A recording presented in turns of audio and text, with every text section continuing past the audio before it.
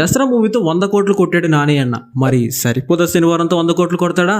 Let's talk about this.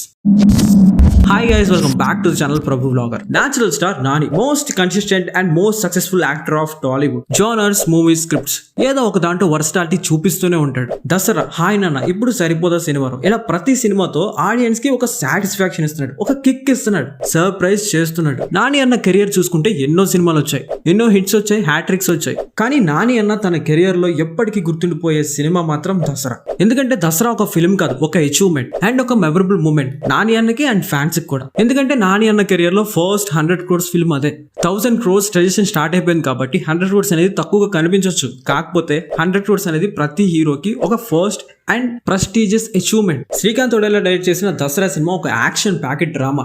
India wide release చేశారు, Telugu, Tamil, Kannada, Malayalam and Hindi. అయితే ఇప్పుడు దసరా గురించి ఎందుకు మాట్లాడుతున్నాను అంటే, దసరా 100 crores కలెక్ట్ చేసి నాని అన్నకు ఒక మెమరబుల్ ఫిల్మ్ గా మారిపోయింది. మరి సరిపోదా శనివారం 100 crores కలెక్ట్ చేస్తుందా?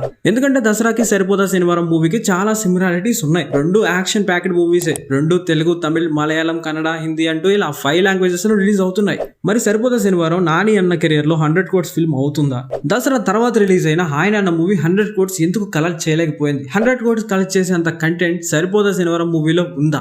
యాక్షన్ ఫిల్మ్స్ వల్ల అడ్వాంటేజెస్ ఏంటి? ఇలాంటి ఎన్నో విషయాలు ఈ వీడియోలో తెలుసుకుందాం.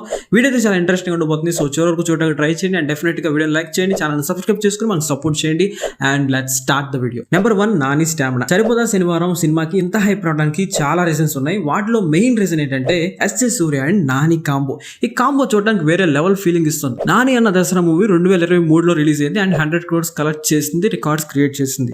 అదే సేమ్ ఇయర్ హాయ్ నాన్న మూవీ కూడా రిలీజ్ అయింది, కానీ 100 crores కలెక్ట్ చేయలేకపోయింది. హాయ్ నాన్న మూవీ బడ్జెట్ 40 to 50 crores అయితే 75 crores కలెక్ట్ చేసింది. సర్ప్రైజింగ్ థింగ్ ఏంటంటే, నాని అన్న కెరియర్ లో బిగ్గెస్ట్ బడ్జెట్ ఫిల్మ్ ఏదైనా ఉంది అంటే అది సరిపోదా శనివారం మాత్రమే. 90 crores పెట్టారు ఏకంగా. ఇప్పటి వరకు నాని అన్న కెరియర్ లో హైయెస్ట్ కలెక్షన్స్ ఎంతో తెలుసా? దసరా మూవీకి వచ్చాయి 117 crores. అయితే ఏ ధైర్యంతో సరిపోదా శనివారం మూవీకి 90 కోట్లు పెట్టారు? Number 2, why 90 crores? సరిపోదా శనివారం మూవీ బడ్జెట్ 90 crores అంటే కొంచెం షాకింగ్ గానే ఉంటుంది. నాకు తెలిసినంత వరకు వాళ్ళ ధైర్యం ఒక్కటేనబ్బా. సరిపోదా శనివారం ఒక action packed action movie. Action movies లో చాలా అంటే చాలా అడ్వాంటేజెస్ ఉంటాయి. ఒక యాక్షన్ మూవీ ఎంత ఇంపాక్ట్ ని క్రియేట్ చేస్తుందంటే అది మనం ఊహించలేం, అంత ఇంపాక్ట్ క్రియేట్ చేస్తుంది. కరెక్ట్ గా చెప్పాలంటే రికార్డ్స్ క్రియేట్ చేయొచ్చు. ఆల్రెడీ అది ప్రూవ్ అయిపోయింది. ప్రశాంత్ నీల్స్ KGF సిరీస్ దానికి పర్ఫెక్ట్ ఎగ్జాంపుల్. KGF సిరీస్ చూస్తే pure out and out action films అవి.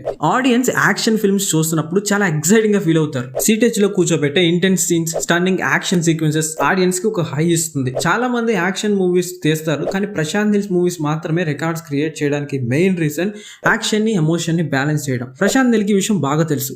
అందుకే 2018 లో వచ్చిన KGF Chapter 1 80 crores పెడితే 250 crores కలెక్ట్ చేసింది. అలాగే 2022 లో వచ్చిన KGF Chapter 2 100 crores పెడితే ఏకంగా 1250 crores కలెక్ట్ చేసి రికార్డ్స్ క్రియేట్ చేసింది. KGF సిరీస్ లో వర్కౌట్ అయిన అదే మ్యాజిక్ సరిపోదా శనివారం మూవీకి వర్కౌట్ అవుతుందా? ప్రశాంత్ నీల్ లాగా డైరెక్టర్ వివేక్ ఆత్రేయ కూడా యాక్షన్ మూవీస్ హ్యాండిల్ చేయగలడా? 100 crores మార్క్ టచ్ చేయగలడా? మీరేమనుకుంటున్నారు?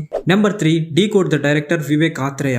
డైరెక్టర్ వివేక్ ఆత్రేయ గురించి మాట్లాడాలంటే, నార్మల్ గా యాక్టర్ గురించి మాట్లాడేటప్పుడు చాలా మంది వాడే పదం ఈజ్ ఏ వర్సటైల్ యాక్టర్ అంటారు. కానీ వివేక్ ఆత్రేయ కూడా ఒక వర్సటైల్ డైరెక్టర్. ఎందుకంటే వివేక్ ఆత్రేయ తీసిన అన్ని ఫిలిమ్స్, తన కెరియర్ లో 3 ఫిల్మ్స్ వచ్చాయి. 3 ఫిల్మ్స్ కూడా different concepts and different approach ఉంటుంది. 2017లో మెంటల్ మదర్ అనే మూవీతో వచ్చాడు, అదొక రాంగ్ కామ్. 2019లో బ్రోచే వారెవరో అనే మూవీతో వచ్చాడు, అదొక క్రైమ్ కామెడీ. 2022 అంటే సుందరానికి ఇట్స్ ఎ రాంగ్ కామ్.